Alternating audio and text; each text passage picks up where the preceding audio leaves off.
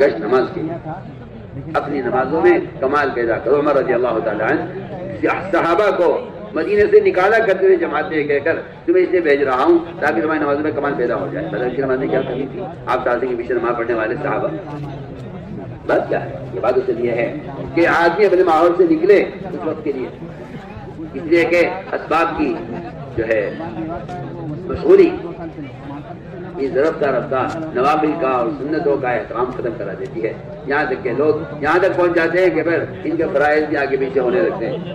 فرمایا کچھ وقت کے لیے اسباب چھوڑ کر باہر نکلو، عمل کے ماحول میں رہو، تاکہ عمل کے ماحول میں رہنے سے عمل کی استعداد پیدا ہو۔ یہی بات ہے کہ بیمار آدمی کو اسپتال میں رکھا جاتا ہے کچھ وقت کے لیے تاکہ اس کی طاقت واپس آ جائے، اس کے جو اعضاء چل ہو گئے ہیں۔ دیکھ لیجیے کسی کو خدا نہ کرے کوئی فالج کا اٹیک ہو جائے تو جسم کا کچھ حصہ کمزور ہو جاتا ہے، اس کی ایکسرسائز ہوتی ہے۔ کسی کا ہڈی ٹوٹ جاتی ہے، پلاسٹر لگ جاتا ہے ایک مہینے کے لیے، پلاسٹر کھلا ہے مگر ہاتھ نہیں کھلے گا ابھی، ہاتھ بھی کھلنے کے لیے بہت طاقت اور اس کے لیے ورزش کرنی پڑتی ہے۔ میں عرض کرنا چاہتا ہوں مثال دے کر کہ جو لوگ گناہوں کے ماحول میں رہتے ہیں رفتہ رفتہ عمل کی عادت عمل کی اصلاح ختم ہو جاتی ہے۔ تو میں کچھ وقت کے لیے عمل کے ماحول میں رہو تاکہ عمل کی استعداد پیدا ہو۔ یہ یقینی بات ہے کہ اللہ کے راستے میں نکلنے والا وہاں فرشتوں کے پروں میں رہے گا، اور فرشتوں کے پروں میں رہنے سے عمل کی استعداد پیدا ہوگی، اور گناہوں کی نفرت فرشتوں کی صحبت سے پیدا ہوگی۔ ایک حدیث میں آتا ہے اللہ کے گھروں میں سے جو لوگ کسی گھر میں جمع ہوتے ہیں فرشتے اپنے پروں سے ہاتھ باندھے ان کو گھیر لیتے ہیں۔ اصل تربیت کا تعلیم کا تعلق اعمال مسجد کے ماحول سے ہے۔ ہم اس لیے عرض کر رہے ہیں کہ دوسرا بنیادی فریضہ کہ نماز، اس نے بھی نوافل کا اہتمام خوب کیا۔ فرائض کی تکمیل نوافل سے ہوتی ہے۔ حدیث میں آتا ہے بندہ نوافل کی اللہ کی طرف قریب ہو جاتا ہے، اللہ فرماتے ہیں میں خود اس کے اعضا بن جاتا ہوں۔ اللہ فرماتے ہیں میں خود اس کے اعضا بن جاتا ہوں۔ بندہ اتنا قریب آ جاتا ہے میرے نوافل کے ذریعے کہ میں خود اس کے اعضا بن جاتا ہوں۔ اس لیے جب اللہ تعالیٰ اعضا بن جائیں گے جب اعضا گناہوں سے کس طرح بچ جائیں گے؟ اللہ تعالیٰ فرما رہے ہیں میں اس کے ہاتھ بن جاتا ہوں، اس کے پاؤں بن جاتا ہوں۔ آپ سنیے میں اس کی آنکھ، اس کے کان، اس کی زبان بن جاتا ہوں۔ روایت سے معلوم ہوتا ہے کہ انسانی اعضاء کے گناہوں سے بچنے کے لیے اور فرائض کی تکمیل کے لیے سب سے بنیادی عمل نوافل کا اہتمام ہے۔ نوافل کو لوگ ہلکا سمجھ کے چھوڑ دیتے ہیں، اس کا پڑھنا کوئی ضروری نہیں ہے، حالانکہ نوافل فرائض کی تکمیل کے لیے ہے۔ اس لیے تہجد، اشراق، چاش، طواقین ان کا خوب اہتمام کیا جائے کہ نماز کی کثرت سے فرائض کی تکمیل ہوگی۔ بلکہ ابن عباس فرماتے رضی اللہ تعالیٰ عنہ حافظوا علی الصلوات والصلاۃ الوسطیٰ کہ صلوات سے تو مراد وہ نوافل اور سنتیں ہیں، اور صلاۃ الوسطیٰ کا مطلب 500 نمازیں ہیں۔ پہلے بعد کی سنتیں درمیان کی نماز، پہلے بعد کی سنتیں درمیان کی نماز۔ باقی سارے صحابہ کہتے ہیں کہ صلاۃ الوسطیٰ سے عصر کی نماز مراد ہے۔ ابن عباس فرماتے رضی اللہ تعالیٰ عنہ کہ صلاۃ وسطیٰ سے 5 وقت کی نماز مراد ہے، اور حافظوا علی الصلوات جو کہا ہے کہ صلوات کا اہتمام کرو، صلوات کا اہتمام کرو، اس صلوات سے نوافل، تہجد، اشراق، چاش اور اوابین مراد ہے۔ میں کہہ رہا ہوں کہ اس تفسیر سے میں سمجھتا ہوں کہ یہ زیادہ عمدہ تفسیر ابن عباس رضی اللہ تعالیٰ عنہ کی جو فرائض کی حفاظت کے لیے ان کو فرائض کی حفاظت کے لیے فرما رہے ہیں کہ صلوات سے نوافل مراد ہے اور صلاۃ وسطیٰ سے فرائض مراد ہے۔ صلاۃ وسطیٰ درمیان کی نماز فرائض بنیں گے آگے پیچھے کی سنتوں کے ساتھ۔ 1 سال تک تہجد صحابہ کرام پر فرض رہی، 1 سال کے بعد اللہ نے تہجد کو جو ہے نفل کر دیا، ورنہ 1 سال تک صحابہ نے تہجد بطور فرض کیا جاتی ہے۔ جماعت میں نکلنے کی یہ غرض ہے، میں کہتا ہوں یہ غرض ہے جماعت میں نکلنے کی، صرف دین سیکھ لینا نہیں ہے، بلکہ کچھ وقت فارغ کرو اپنے ماحول سے نکل کر، بیوی کے، بچوں کے، کاروبار کے ماحول سے نکل کر اپنی نمازوں کی مشق کے لیے اور اپنی تہجد اور اپنی جو ہے نوافل کے اندر کمال پیدا کرنے کے لیے کچھ وقت کے لیے یہاں سے باہر نکلو۔ میرے دوستوں اس طرح ہمیں نوافل کا اہتمام کرنا ہے، لیکن اعمال کا شوق اور رغبت جب پیدا ہوتی ہے جب ان پر ہونے والے وعدوں کا یقین ہو۔ ایک مزدور پوری کوشش کے ساتھ محنت کر رہا ہوتا ہے، اسے معلوم ہے کہ مجھے اس پر یہ مزدوری ملنی ہے۔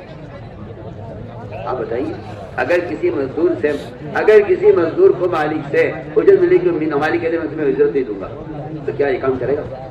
ہر مزدور کو یہ بات معلوم ہوتی ہے کہ مجھے اس محنت پر کیا ملنے والا ہے. ہر مزدور جانتا ہے. وہ اپنی محنت کے دوران اس مزدور اپنی عزت کو سوچتا رہتا ہے، اور وہی مزدوری وہ اس کے لیے محضی کی محنت بنی رہتی ہے کہ یہ محنت کرتا رہتا ہے، اسے امید ہے کہ مجھ پر یہ ملے گا. جب مسلمان کو اللہ کے وعدوں کی خبر ہی نہ ہو اور پتہ ہی نہ ہو کہ اس عمل میں کیا وعدہ ہے، تو اس عمل کا ضائع نہ، وہ عمل ضائع نہیں ہوگا تو کیا ہوگا؟ عمل ضائع اس لیے ہو رہا ہے کہ اس عمل پر وعدوں کا یقین نہیں ہے. یہ فرمایا کہ وعدوں کا یقین پیدا کرنے کے لیے فضائل کی تعلیم ہے. وعدوں کا یقین پیدا کرنے کے لیے فضائل کی تعلیم ہے. فضائل کی تعلیم اس لیے ہے تاکہ وعدوں کا یقین وہ عمل کو مقدم کرائے. سارے اسباب پر اعمال کو مقدم کرنے کے لیے فضائل کی تعلیم ہے. فضائل کی تعلیم صرف عمل کا شوق پیدا کرنے کے لیے نہیں ہے. فضائل کی تعلیم کا مقصد ہے اتنا ایمان پیدا ہو جائے وعدوں سے کہ جو اسباب کو ترک کرا دے تقاضے پر. تو ہم صاحب کہتے ہیں کہ لوگوں سے اسباب مستقل طور پر ترک کرانا مقصود نہیں ہے. اسباب کو مؤخر کرنا، عمل کو مقدم کرنا، اس کو ایمان کہتے ہیں. اسباب کو چھوڑ دینا کوئی ایمان نہیں ہے. لوگ آج کل کچھ جاہل قسم کے لوگ ہیں جن کا خیال یہ ہے کہ ایمان کا کمال تو ہے کہ آدمی کو سب کی ضرورت ہی نہ ہو اور آدمی ہمیشہ کے لیے اسباب چھوڑ دے. ایمان ہے ایسا ایمان نہ کہیں ثابت ہے، نہ ایمان کی علامت ہے، نہ ایمان کا تقاضا ہے، نہ ایمان کا منتہا ہے. کچھ نہیں ہے، فضول بات ہے. اسباب کو ترک کرا دے ایمان، ایسا ایمان کسی کا نہیں ہوتا، نہ انبیاء کا، نہ صحابہ کا، نہ اولیاء کا، نہ اصفیاء کا، کسی کا نہیں ہوتا ہے جو اسباب ترک کرا دے. یہ خیال غلط ہے. سبب کو حکم پر چھوڑنا ایمان ہے. سبب کو حکم پر چھوڑنا ایمان ہے. اذان کی آواز آ گئی ہے، یہ دکان چھوڑ کر آ جائے کہ اللہ پالتے ہیں، اسے کہتے ہیں ایمان. آپ کہتے ہیں کہ میں دکان نہیں کروں گا، اللہ مجھے پالیں گے، یہ کوئی ایمان نہیں ہے، یہ حماقت ہے. اس لیے ہم صاحب کو بحث کرتے ہیں کہ لوگوں سے کاروبار ترک کرانا مقصود نہیں ہے، بلکہ مقصود یہ ہے کہ اپنے کاروبار کی مضبوطی کو کم کرتے رہو اور ایمان اور عمل کی مضبوطی کو بڑھاتے رہو. کیونکہ اصل آخرت کا بنانے کی جگہ ہے دنیا بنانے کی جگہ کافر کے لیے ہے، اور آخرت بنانے کے لیے دنیا مسلمان کے لیے ہے. دنیا آخر بنانے کے لیے مسلمان کے لیے ہے، دنیا بنانے کے لیے کافر کے لیے. یہ کافر مومن کے درمیان کا فرق ہے. کافر دنیا میں دنیا ہی بنائے گا اور مسلمان دنیا میں رہ کر آخرت کو بنائے گا. ہم یہ نہیں کہتے کاروبار ترک کر دو، ملازمت چھوڑ دو، نہیں. ایک ملازم ہے، خدا کی قسم اگر وہ وزیر ہے، صدر ہے، وہ میئر ہے، وہ کلکٹر ہے، وہ کسی کمپنی کا انجینئر ہے، وہ کسی بھی عہدے پر ہے، کسی بھی کام میں ہے، ہر مسلمان سے سالانہ 4 مہینے چاہیے وہ کسی مشغولی میں ہو. کسی کمپنی چھٹی نہیں دیتی، آپ چھٹی دیجیے. آپ کا یہ کہنا میرے ذمہ 4 مہینے نہیں ہیں کیونکہ میں تو بہت بڑی ملازمت میں ہوں، مجھے تو چھٹی ملتی ہی نہیں ہے. میں حیران اس بات سے کہ جس کام کے لیے دنیا میں آئے تھے اس کام کو تو چھوڑ دیا، جس کام کے لیے آئے نہیں تھے اس کام کے ہو کر رہ گئے. جی ہاں، آئے تھے کس کام کے لیے؟ آئے تھے کس کام کے لیے؟ اس امت کے خیر مت ہونے کے لیے. خدا کی قسم صرف دعوت شرط ہے. اس امت کے خیر مت ہونے کی دعوت شرط ہے. اس لیے میں کہنا چاہتا ہوں 4 مہینے ہر مسلمان سے مطلوب ہیں، چاہے وہ کیسی ملازمت کرتا ہو، چاہے وہ کیسا بھی مشغول ہو. لیکن ملازمت چھوڑ کر نہیں، چھٹی لے کر، تجارت چھوڑ کر نہیں، وقتی طور پر تجارت کو، دکان کو بند کر. مسلمانوں سے ان کے اسباب چھڑوانا مقصود نہیں ہے، ان کو وہ فارغ کرانا مقصود ہے. وہ فارغ کوشش کیجیے آپ. اس لیے میں عرض کر رہا ہوں کہ ہر مسلمان سے 4 مہینے مطلوب ہیں سالانہ، ہر مسلمان سے، چاہے وہ کیسے بھی کسی بھی بڑے ملازم ہو. آپ کا یہ کہنا جی نہیں یہ کچھ چھٹی نہیں مل سکتی لہٰذا آپ ان کو الگ کر دیجئے 4 مہینے کی ذمہ داری سے. میں کہتا ہوں یہ دین کو مٹانے کا سبب ہے. دین کو نقصان پہنچانے کے لیے اتنا کافی ہے کہ مسلمان اپنے آپ کو داعی نہ سمجھے. یہ دین کو مٹانے کے لیے کافی ہے. مجھے صاحب کا محفوظ ہے، حد کا محفوظ ہے. جب تک ہر سال 4 مہینے اس راستے میں نکلنے کو اپنا جذبے زندگی نہیں بناؤ گے ایمان کا مزہ نہیں چل سکتے. یہ بات بالکل حق ہے. نہیں ذرا آپ یہ مت کہیے کہ میں ملازم ہوں، آپ یہ کہیں میں مجاہد ہوں لیکن ملازمت کرتا ہوں. مجاہد ہوں، ملازمت کرتا ہوں، مجاہد ہوں مگر میں مجاہد ہوں مگر میں اسکول میں ملازم ہوں، میں مجاہد ہوں گھر میں مدرس ہوں۔ ہم کہتے ہیں کہ آپ پوری کوشش کر کے اپنے لیے وقت فارغ کریں، چھٹی لیں، چاہے بغیر تنخواہ کی چھٹی لیں۔ کہ اصل بات یہ ہے کہ فضائل سے وہ یقین سیکھنا ہے جو یقین حکم پر اسباب کو چھڑوا دے۔ اذان ہو گئی تو نماز کی ادھر گاہک آ جائے گا، ادھر نماز، اللہ تعالیٰ گاہک کو لائیں گے نماز کے وقت۔ وہ ذرا امتحان لینا چاہتے ہیں کہ ایمان کتنا بنا ہے۔ یہ بیچارہ ایسا بے وقوف اور اناری اور عقل سے پیدل یہ سمجھتا ہے اللہ مجھے رزق دینے کے لیے گاہک کو لائیں، حالانکہ اللہ تعالیٰ تیرا امتحان لینے کے لیے گاہک کو لائے نماز کے وقت۔ ادھر مغرب کی اذان ہو گئی، ادھر گاہک آ گیا، اللہ بھی کیا کرے؟ اللہ تیرا امتحان لے رہے ہیں، تو سمجھتا ہے کہ اللہ مجھے رزق دے رہے ہیں، اللہ تیرا امتحان لے رہے ہیں۔ اگر تو گاہک کا ہاتھ پکڑ کر آ جائے مسجد میں کہ آ جائے نماز پڑھ لیتے بعد مان لے لینا، وہ گاہک کہتا نہیں کہ مجھے نہیں پڑھنی نماز، میں تو جا رہا ہوں آپ کو مان دینا ہے، کہ نہیں میں تو مان نہیں دوں گا تمہیں، آپ نماز پڑھو تو پڑھو ورنہ جاؤ، اللہ رزاق ہی تو کہتے اللہ کا رزاق بنا۔ آپ اسباب کر کے کہیں اللہ رزاق ہے، آپ نماز پڑھ کر کہیں کہ اللہ رزاق ہے۔ یہ تھا اصل بات، یہ تھی اللہ نماز کے وقت گاہک کو لائے اسی لیے ہے کہ تیری نماز پر یقین دیکھنا چاہتے ہیں۔ اگر نماز پر یقین ہے تو گاہک کو چھوڑ کر نماز کے لیے آئے گا، اگر گاہک پر یقین ہے تو نماز کو چھوڑ کر گاہک کو دیکھے گا۔ پھر اللہ وہ آفت ڈالیں گے جو 100 روپے کی آمدنی ہوئی ہے اس پر 1000 روپے کا نقصان آ لگا، طوفان خوبی ہو جائے گی، آگ لگ جائے گی، چور ڈاکو آ کے مال چرا کے لے جائیں گے۔ کن کن شکلوں سے عذاب آئے گا نماز چھوڑنے پر تجھے اس کا اندازہ نہیں ہے۔ تو میں نے عرض کیا کہ فضائل کی تعلیم، فضائل میں فضائل اعمال، فضائل صدقات، شیخ کی یہ بنیادی تعلیم کی کتاب ہے۔ اس کے ساتھ ساتھ منتخب احادیث جس کا پڑھنا اس لیے لازم اور ضروری ہے کیونکہ منتخب احادیث یہ محمد صلی اللہ علیہ وسلم نے ان 6 صفات پر جمع کی ہے اور سارے پورے تبلیغ کے طریقہ کار سے متعلق احادیث کو جمع کیا ہے، جو دلائل بھی ہیں فضائل بھی، دلائل بھی ہے فضائل بھی۔ منتخب احادیث تبلیغ کو سمجھنے کی کتاب ہے جس میں دلائل بھی ہے فضائل بھی، اس لیے کتاب ہر ایک کے پاس ہو۔ تنہائی ان کتابوں کو دیکھو، ٹرین میں بیٹھے ہو الگ الگ ان کتابوں کو دیکھو، مسجد میں تعلیم کا حلقہ قائم ہے تو سب تعلیم میں جڑ کر بیٹھے، کسی ایسی نماز کے بعد تعلیم ہو جس نماز میں زیادہ لوگ جمع ہوتے ہیں، کم سے کم کہہ رہا ہوں کم سے کم آدھا گھنٹہ مسیح کی تعلیم ہونی چاہیے کم سے کم۔ بھائی ساتھ جڑ کے جا رہے ہیں تو تعلیم بند کر دی جائے؟ نہیں، تعلیم تو مسیح کا عمل ہے۔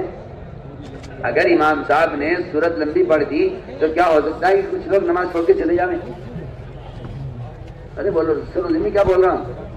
اگر امام صاحب قرآن لمبی کر رہے ہیں اور کسی آدمی کے اندر لمبی نماز پڑھنے کا شوق نہیں ہے، کیا ہو سکتا ہے نماز چھوڑ کے چلا جائے؟ نماز تو پوری پڑھے گا، نماز تو پوری پڑھے گا۔ جس طرح مسیح کی نماز ہے، میں کہتا ہوں مسیح کی تعلیم مسیح کا عمل ہے، اس لیے تعلیم پوری ہو۔ کوئی اگر اٹھ کے جا رہا ہے تو اسے کوئی عذر ہوگا، جانے دو۔ اگر 2-4 آدمی رہ جاتے ہیں، امام صاحب کو چاہیے، تعلیم کرنے والے کو چاہیے کہ تعلیم کا وقت پورا کریں، آدھا گھنٹہ جم کر تعلیم ہو مسجد کی کسی ایسی نماز کے بعد جس کے بعد لوگوں کو فرصت بھی ہوتی ہے اور لوگ نماز میں زیادہ بھی ہوتے ہیں۔ ایسے وقت میں کیونکہ زیادہ کم کی بات یہ ہے کہ بعض مرتبہ لوگ دور نکل جاتے ہیں اپنے کاروبار میں، دوسری جگہ پر واپس آتے ہیں شام کو، تو جس وقت جس نماز کے ساتھ میں زیادہ لوگ جمع ہوں اس نماز کے بعد آدھا گھنٹہ فضائل سے تعلیم ہو، ایک دن فضائل اعمال سے تعلیم ہو اور دوسرے دن منتخب احادیث سے تعلیم ہو۔ یہ مسجدوں کا معمول رہے گا، ایک دن دونوں کتابوں سے تعلیم، ایک دن فضائل اعمال اور ایک دن منتخب احادیث، یہ تعلیم کا معمول رہے گا۔ تعلیم کے ساتھ تعلیمی گشت یہ بڑا ضروری عمل ہے۔ میں کہہ چکا ہوں کہ ابو رضی اللہ تعالیٰ عنہ تعلیمی گشت کرتے تھے۔ جب یہ تعلیم ہو چکے ہیں مسجد کی، تعلیم مسجد کی ہو چکے، اس کے بعد جو لوگ مسجد میں جمع ہے تعلیم میں انہیں روکو، بھائی آپ تشریف رکھیے، دیکھیے صرف تعلیم کے لیے نہیں روکا تھا آپ کو، اصل ایک کام ہے جو آپ کے سامنے رکھنا ہے، سب کے سامنے کام رکھو، سب سے مشورہ کرو، سارے تعلیم کے مجمع کو روک لو۔ ہماری جماعتوں کی عالمی سطح پر یہ غلطی ہو رہی ہے کہ وہ سمجھتے ہیں کہ وہ جو مسجد کی جماعت ہے 5 آدمیوں کی، وہ کریں گے مسجد کی آبادی کی محنت۔ میں کہتا ہوں کہ اتنی بڑی غلطی لوگ کر رہے ہیں جس سے کیا ہی پریشان ہے۔ سارے مسلمان مسجد کے آپ کے مسجد کی جماعت ہے. جو آدمی کبھی کبھی نماز پڑھتا ہے وہ بھی آپ کے مشورے کا ساتھی ہے. جو مسجد میں کبھی کبھی آتا ہے کیونکہ 3 دن کبھی نہیں لگے، ایک طبیعت میں نہیں لگا، وہ بھی آپ کے مشورے کا آتی ہے. آپ نماز کے بعد اعلان کرتے ہیں ساتھیوں میں، پورے مجمع میں مسجد کے اندر کہ بھائی تمام حضرات تشریف رکھیں، نماز کے بعد تعلیم ہوگی، پھر آپ سے میں کہاں مشورہ کرنا ہے. سننے میں کیا بول رہا ہوں؟ یہ بات یاد رکھا کرو. نماز کے بعد امام صاحب اعلان کر دیں تمام لوگ تشریف رکھیں، ابھی تعلیم ہوگی، پھر تعلیم کے بعد آپ سب حضرات سے ہمیں کہاں مشورہ کرنا ہے. میری بات آپ نوٹ کر لیجیے، کیونکہ میں دیکھ رہا ہوں کہ وہ مشورہ تنگ ہوتے ہوتے ہوتے ہوتے وہ مسجد کی 4-5 آدمی کی ایک جماعت ہے جس تفسیر جماعت کہتے ہیں. پوری دنیا میں ہو رہا ہے یہ غلطی، یہ غلطی پوری دنیا میں ہو رہی ہے. اور ایسے بے وقوف ہیں کہ جب سارے مسلی چلے جاتے ہیں مسجد سے، پھر یہ منادی کہ آپ مشورہ کرو گے، جو تمہارے مشورے والے چلے گئے، جب تمہارے مشورے والے چلے گئے سب مشورہ کسے کرو گے؟ یہ بہت اہم بات ہے. آپ یہ بات نوٹ کر لیجیے. میں روانگی میں یہ باتیں سننا چاہتا ہوں جو کہہ رہا ہوں. نماز کے بعد اعلان ہو ہر مسجد میں کہ تمام مصلی تشریف رکھے، ابھی تعلیم ہوگی، ہمیں تعلیم کے بعد آپ سب سے مشورہ کرنا ہے، ہمارا آپ سے مشورہ ہے ضروری ہے، اور آپ ہمارے مشورے کے ساتھی ہیں، ہمیں آپ سے کسی اہم مسئلے میں رائے لینی ہے اور آپ سے کام لینا ہے. آپ کیسے لوگ نہیں دیتے؟ آپ کسی صاحب سے کہیں مجھے آپ سے مشورہ کرنا ہے اپنے کاروبار میں، اپنی شادی کے مسئلے میں، اپنے کسی ذاتی مسئلے میں، وہ ایک دم خوش ہو جائے گا، بیٹھے گا، بتائیے کیا بات ہے، آپ نے مجھے اس قابل سمجھا کہ آپ مجھ سے رائے لے رہے ہیں اپنے کاروبار کے بارے میں. آپ کی عزت کرے گا، آپ کی قدر کرے گا کہ آپ نے مجھے اس قابل سمجھا. آپ اس سے دی کی نسبت پر اس سے مشورہ کریں تو بتائیے تو صحیح وہ کتنا خوش ہوگا. مگر آپ کو کسی بیوقوف نے مشورہ دیا ہے کہ مشورہ تو مشورے والوں سے ہوگا. یہ تو بیچارے محلے کے لوگ ہیں جو بیچارے یہ خبر ہی نہیں، کچھ بھی نہیں ہے، اور یہ آ جاتے ہیں کبھی کبھی نماز کے لیے. ہمارا مشورے کا کیا مطلب ہے؟ عجیب سوچیے. آپ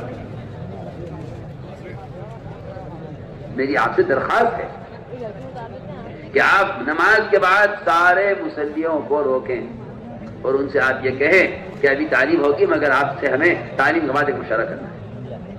ہو گئی تعلیم ختم، اب مشورہ شروع ہوا. آپ مشورہ یہ کریں ان سے کہ بھائی دیکھیے ہمارے محلے کا حال یہ ہے، بے نمازی اتنے ہیں اور یہ باہر کا ماحول یہ بگڑ رہا ہے. ہم ایسی کیا کوشش کریں کہ ہمارا ماحول وہ مدینہ والا ماحول بن جائے. اپنے سارے مسلیوں کو اپنے مشورے میں، اپنی فکر میں شریک کرو اور یہ کو ہم سب مل کر یہ کام کریں گے. میں کہتا ہوں اگر آپ یہ کر لیں، آپ نے تو اپنے ساتھیوں کی سہولت کے لیے مشورے کا وقت نہیں کیا ہوا ہے مسجد کا، غلطی تو ہو رہی ہے. آپ نے اپنے ساتھیوں کی سہولت کے لیے مشورے کا وقت نہیں کیا ہوا ہے. عبد الرحمان تم کب آؤ گے مسجد میں؟ کہ میں تو 6 بجے آتا ہوں دفتر سے. چلو 5 بجے مشورہ رکھ لیں، 2-4 اکٹھے ہو جائیں گے، جمع ہو جائیں گے، آپس میں بیٹھ کے ہاں کر لیں گے کچھ. یہ کوئی مشورہ ہے؟ میں کو آپ سے بہت ضروری بات ہے. مشورہ یہ ہے کہ محلے کے سارے مصلی آپ کے مشورے میں شریک ہوں،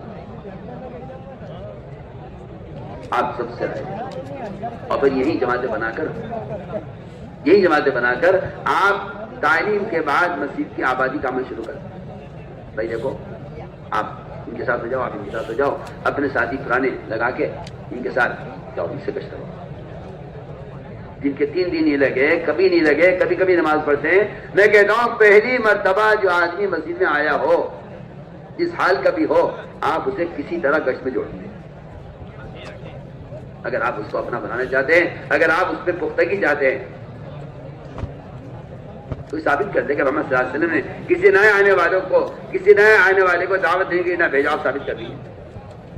نئے سے نیا آدمی، ضدی سے ضدی کافر جب آپ کی بات سن جا کرتا تھا، آپ اسی لمحہ کہتے تھے کہ جاؤ جا کے لوگوں کو لے کر آؤ. تو ہم آپ سے ایک عرض کر رہے ہیں کہ جو مسیح کی جماعتیں بنائی جاتی ہیں یہ تعلیم کے کسی ایسے وقت تعلیم رکھے جس میں سب ساتھی جمع ہو اور محلے کے عوام اس میں ہوں. محلے کے عوام اصل مسیح کی جماعت تبلیغی جماعت نہیں ہے. مسیح کی جماعت ہر مومن ہے. مسیح کی جماعت ہر مومن ہے. مسیح کی جماعت تبلیغی جماعت نہیں ہے. لوگ یہ اٹھ کر چلے جاتے ہیں کہ ان کا اپنا مشورہ ہوگا. ہم لوگوں کو فارغ کرتے ہیں کہ ہمارا مشورہ ہوگا. دونوں غلطی پر ہیں. سب کو مجلوں کو روک لیجیے, کہیں کی جماعتیں بنائیں اور جماعتیں بنا کر آپ ان سے کہیں کہ آپ تعلیم بیٹھے, آپ جو سنی فضائل ماشاءاللہ آپ کو فائدہ ہوا, اب آپ جائیے اور لوگوں کو مسجد میں لے کر آئیے. سب گلیوں میں, راستوں میں, ادھر ادھر جہاں جہاں بھی لوگ ہیں آپ جائیے اور ان سب کو مسجد میں لے کر آئیے اور مشورے میں سے طے کر لو بھائی کون تعلیم کرائے گا, کون استقبال کرے گا آنے والوں کا, کون ایمان کا حلقہ قائم کرے گا. یہ 3 کام کا مشورہ کر کے اپنے ساتھیوں سے یہاں بالکل مستعد تیار ہو جاؤ کہ باہر آپ کی جماعتیں لوگوں کو لے کر آئیں گی. یہاں کون استقبال کرے گا, کون ان سے اختلاط کرے گا, کون ان کو دعوت دے گا, کون ان کو نماز پڑھوائے گا, کون ان کو نماز سکھلائے گا. جس گھر میں دعوت ولیمہ ہوتی ہے اس میں میزبان جگہ جگہ کھڑے ہو جاتے ہیں. کون ہاتھ دھلائے گا, کون سغانی بٹھائے گا, کون دروازے بھی استقبال کرے گا. ہم تو مسجد کو ہر وقت ایسا چاہتے ہیں کہ ہمارے لوگ گئے ہوئے ہیں باہر بلانے کے لیے اور یہاں ساتھی مسجد کے اندر تیار ہیں ان کے استقبال کے لیے اور ان کی تربیت اور تعلیم کے لیے. اس طرح آپ کو ہر مسجد میں سارے مسلمانوں کو ساتھ لے کر ان سے مشورہ کرنا ہوگا. ان کی جماعتیں بنا بنا کر آپ نقد انہیں بازار میں بھیجیں. میں کیا سیاست کروں, میں کچھ سوچ رہا, آپ کچھ سوچ رہے ہیں, میں کچھ کہہ رہا, آپ کچھ اور کر رہے ہیں. 2-4 بیٹھ گئے مشورے میں. ہاں بھائی وہ ایک ملاقات کی نا وہ فلاں صاحب سے ان کے گھر پر, کل تقاضا آیا تھا کہ جی وہ کون کرے گا, جی میں کر لوں گا. کیسے کرو گے کہ میرا ادھر ہی میرا دفتر ہے, میں ادھر جاؤں گا ہی, گھر سے اٹھ کے ان سے ملاقات کرتا ہوا نکل جاؤں گا. میں اتنا پریشان ہوں کہ آپ نے گشت کا بالکل طریقہ ہی بدل دیا, ختم کر دیا.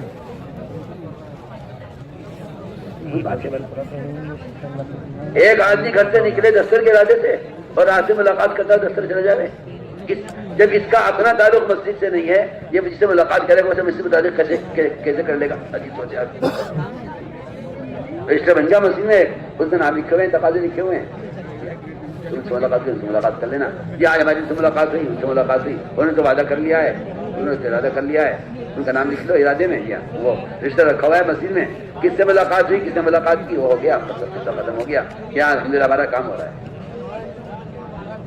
تشکیل کی جگہ مسجد ہے, یہی خدا کی قسم سنت ہے. حضرت علی کو فرمایا کہ نہیں, آنکھ پکڑ یہ کوئی بات نہیں ہے, ان کو ہاتھ پکڑ کے لاؤ, مسجد میں لاؤ, ہم مسیحوں کو تقاضا دیں گے. خیبر کے موقع پر حضرت علی کی آنکھیں دکھی ہوئی تھی, مسجد نے بلا کر جھنڈا ان کے ہاتھ میں دیا ہے. تو میں کہنا چاہتا ہوں کہ مسجد کی جماعت سارے مسلمان ہیں. اس طرح آپ جماعت بنائیں اور جماعتیں بنا کر ان کو گلی نمبر, راستے نمبر, بازار, دکانیں, جہاں جہاں مسلمان شراب کے اڈوں پر, جو ہے کہ حلقوں پر, جہاں جہاں مسلمان ہیں, ان سے کہو کہ تم جہاں تک جا سکتے ہو مسلمانوں کو لے ہاتھ پکڑ پکڑ کے خوش آمد کر کے مسجد لے آؤ.